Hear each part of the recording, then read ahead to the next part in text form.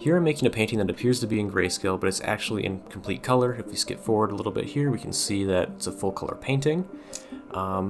Here's how I did it so that you can do it as well. So if we first go here to layer modes, we can see my finished painting here.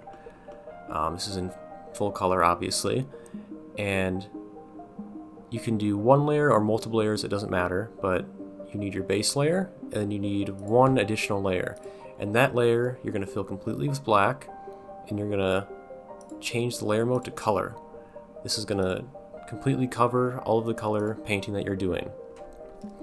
Now, the second thing you need to do is you need your brush to randomly select colors. If you don't do that, you'll have to select from the color wheel every time, and I mean, at that point it's not really random. So you need a brush to do this for you. To do that, you go to the brush editor up here in the upper left, and you go to Hue under the color section, and you select Fuzzy Stroke, which is going to randomize the color. Right now it's not doing that because it's minus 10%, it looks like.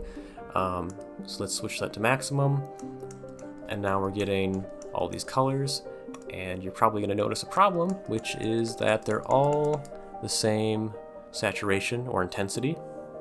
So let's change that. Go to saturation.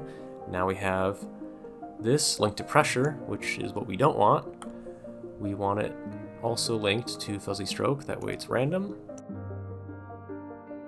And we're getting a lot of grays in here, so what we can do is we can just raise that up, clear this out, a lot less gray. Now you can set this to however you want to set it, but this is just how I've done it. After that, we can just close this out, and you're going to have to do that for every brush that you use. Now, we go back down to our working layer here, and you can see that it looks like we're painting in grayscale. We turn this off, we can see that it's in color. Now, the problem that you're going to run into is that if you want to select a value, you're going to be selecting from the grayscale layer. And that's because the way the Krita color dropper works is it works by selecting whatever color that you can see. So in this case, it's going to be all gray.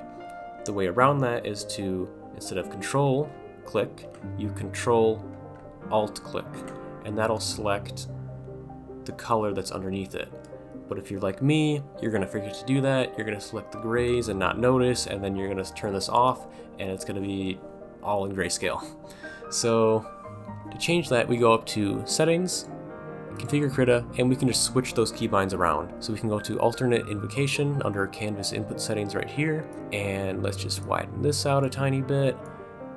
Okay, and we're looking for two things. We're looking for the sample foreground color from current layer and merged image. Now, once you find those two, you just go here, you click, and then you change the keybinds around by clicking and then selecting your input on the keyboard. And I've already switched mine around, so I'm not going to do that, but it's just Control left button, Control Alt left button on these two settings right here. Once you're done with that, you just select OK, and everything should be good to go. You can paint your random colors, you can select the colors, even though it looks like you're selecting from the grayscale. And if we turn this off, we can see that we've been painting in colors.